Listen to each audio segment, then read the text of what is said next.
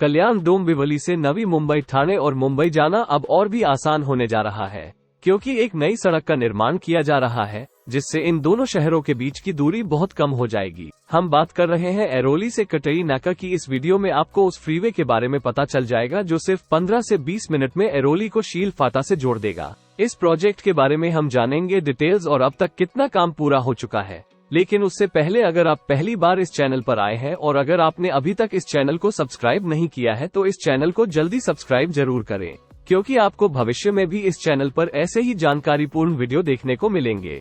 Welcome to our channel building विज्ञान और knowledge sharing platform. अगर आप कल्याण डोंबिवली या अंबरनाथ बदलापुर से हैं, यदि आप ठाणे या नवी मुंबई जाना चाहते हैं तो आपके पास केवल 3 मार्ग है। पहला मुंब्रा बाईपास के माध्यम से शिलफाटा से है, दूसरा भिवंडी बाईपास के माध्यम से कल्याण से है, तीसरा महापे से शिलफाटा के माध्यम से है, आगे नवी मुंबई है। लेकिन इन 3 मार्गों की मुख्य समस्या ट्रैफिक जाम भी बहुत समय बर्बाद करती है और अगर भारी यातायात होता है तो स्थिति और भी खराब हो जाती है। इन समस्याओं से निजात पाने के लिए एरोली कटाई नाका फ्रीवे बनाया जा रहा है, जिससे न केवल कल्याण डोंबिवली और मुंबई के बीच की दूरी कम होगी, बल्कि इससे अन्य मार्गों पर यातायात भी काफी हद तक कम हो जाएगा। मुलुंड एरोली ब्रिज खत्म होते ही एरोली कटई फ्रीवे शुरू होता है, फिर एरोली होते हुए ट्रांस हार्बर रेल मार्ग और फिर ठाणे बेलापुर हाईवे ठाणे बेलापुर रोड आता है। उसके बाद 1.7 किलोमीटर लंबी पारसिक टनल का इंटरचेंज आता है। सुरंग पार करते ही हम मुंब्रा पहुंच जाते हैं। यहाँ एक इंटरचेंज है जो इस फ्रीवे को राष्ट्रीय राजमार्ग 48 से जोड़ता है और आगे यह मार्ग कटई नाका तक जाता है। दूसरी ओर इस परियोजना को 3 चरणों में विभाजित किया गया है। पहला चरण 5.2 किलोमीटर मुंब्रा बाईपास के पास ठाणे बेलापुर रोड और राष्ट्रीय राजमार्ग NH 48 के बीच सड़क। इसमें NH 48 का 3.5 किलोमीटर खंड और पारसिक हिल को काटने वाली 1.7 किलोमीटर लंबी सुरंग शामिल है।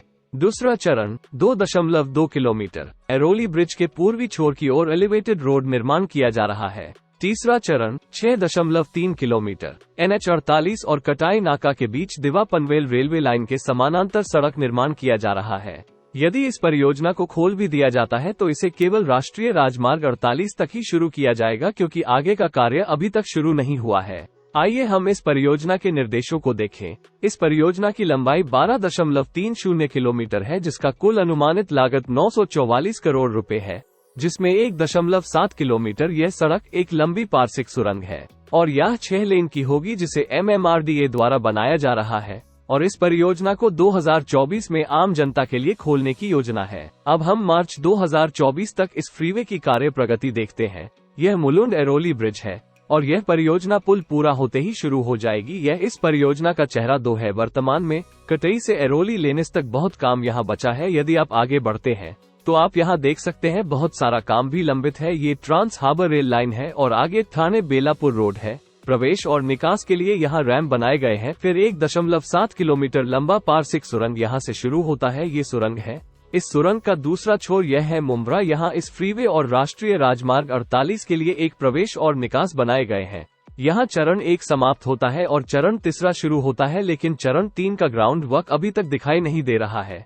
इसलिए यदि फ्रीवे शुरू होता है तो भी ये केवल राष्ट्रीय राजमार्ग 48 तक खुला रहेगा। यह मार्च 2024 तक इस एरोली कटई नाका फ्रीवे की प्रगति थी। यदि आपको वीडियो पसंद आया तो लाइक और शेयर करें और ऐसी और जानकारीपूर्ण वीडियो देखने के लिए इस चैनल को सब्सक्राइब करें। हम एक और नए वीडियो के साथ फिर मिलेंगे। पूरा वीडियो देखने के लिए धन्यवाद।